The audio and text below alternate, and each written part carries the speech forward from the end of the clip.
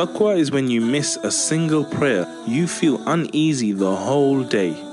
Taqwa is when you speak a lie, your instincts feel bad. Taqwa is the guilt that follows when you hurt someone knowingly or unknowingly.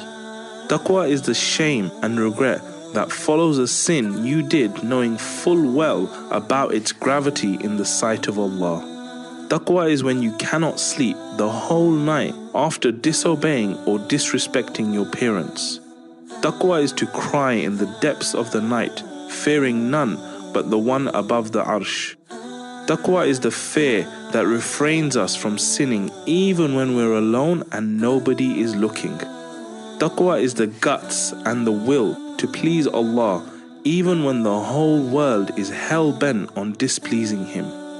Taqwa is to wear that beard and hijab for the sole reason of pleasing our Rabb and to keep it as per sunnah.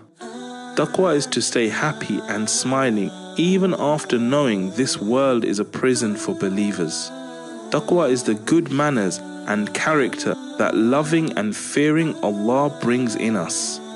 Taqwa is the struggle to better yourself according to Islam with each passing day. Taqwa is not only about rising in deen, it is more about falling but rising up again and never letting go. Taqwa is all about what lies in the heart. And if this heart is filled with proper taqwa, then actions automatically follow. And the sweetness of these actions are so much better. Alhamdulillah.